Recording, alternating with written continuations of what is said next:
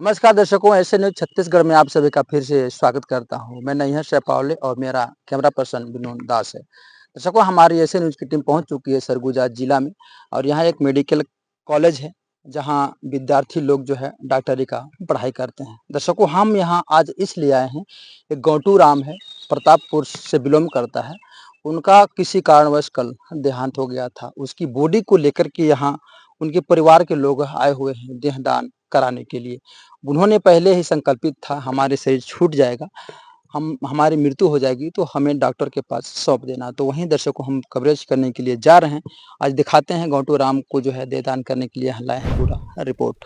दर्शकों, हम जुड़ते हैं जिनके परिवार हैं, जिनका आज यहाँ देहदान करने के लिए लाए हुए हैं, उनके परिवार से जुड़ते हैं, उनके लड़के हैं, उनसे जानने की कोशिश करते हैं आखिर ये इस प्रकार से देह दान करने का इनका क्या मतलब है और कैसे इन लोगों को प्रेरित हुआ कि इस प्रकार से हॉस्पिटल में ले के जो है शरीर को डॉक्टरों के बीच में देना पड़ा। भाई साहब नमस्कार। नमस्कार।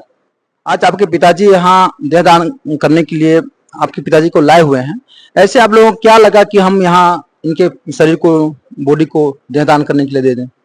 हम सभी संत रामपाल जी महाराज जी के अनुयायी हैं। उनकी शिक्षा के माध्यम से हमको ज्ञात हुआ कि मानव शरीर जो है जल भूमि के छारा हो जाता है ना, और पशुओं के नौबत और नगाड़े बन जाते हैं।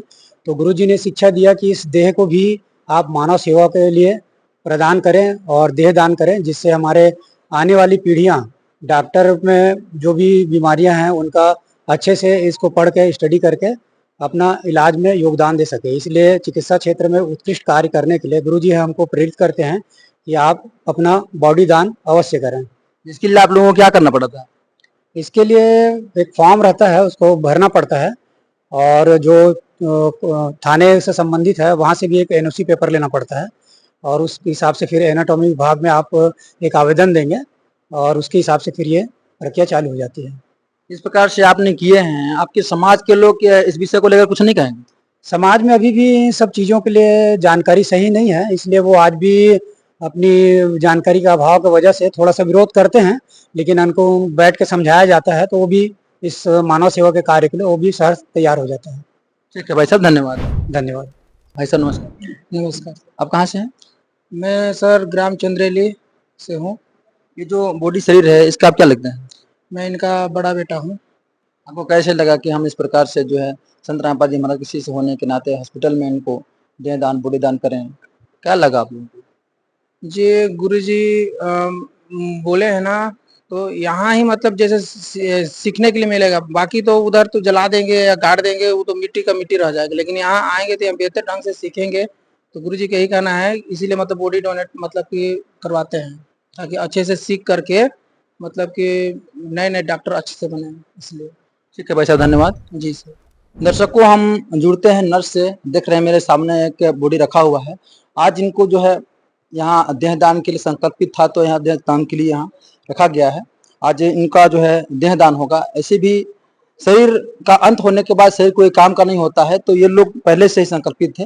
तो नर्स से हम जुड़ते हैं, जानने की कोशिश करते हैं आज संत रामपाल जी महाराज जो है इस प्रकार से लोगों को देह दान देने के लिए, नेत्र दान देने के लिए या फिर रक्त दान देने के लिए प्रेरित करते हैं, और वो चीज आज यहाँ सफल होते नजर आ रहा है। मैम जी नमस्ते। नमस्ते। आपका परिचय क्या है? मैं डॉक्टर रंजना सिंह आर्या। मैं शासकीय चिकित्सा महाविद्यालय अंबिकापुर में विभागाध्यक्ष के पद पर कार्यरत हूँ। एनाटॉमी विभाग की मैं विभागाध्यक्ष हूँ। एनाटॉमी विभाग में शरीर रचना विभाग जिसके कहते हैं, इसे पूरे शरीर के बारे में जानकारी एमबीबीएस और बाकी विषयों के फर्स्ट ईयर के सब्जेक्ट के लिए है।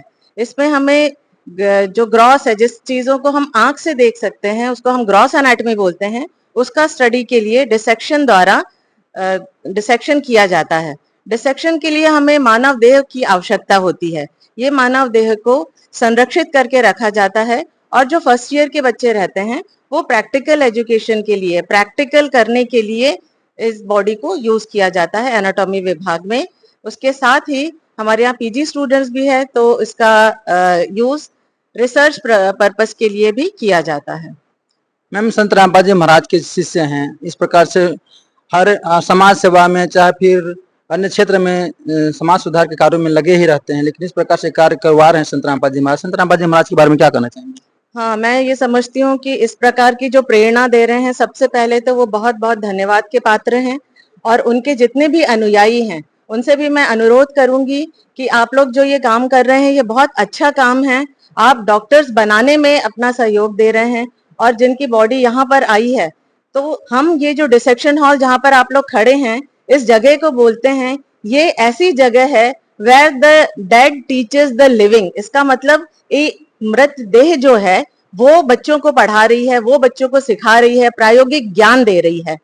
तो यही इसका बहुत महत्व है और जितने भी अनुयायी हैं वो लोग इस बात को बहुत अच्छे से फैलाएं, प्रचार प्रसार करें, ताकि आज के दिन में मेडिकल कॉलेजेस में डेड बॉडी की बहुत ही कमी हो रही है।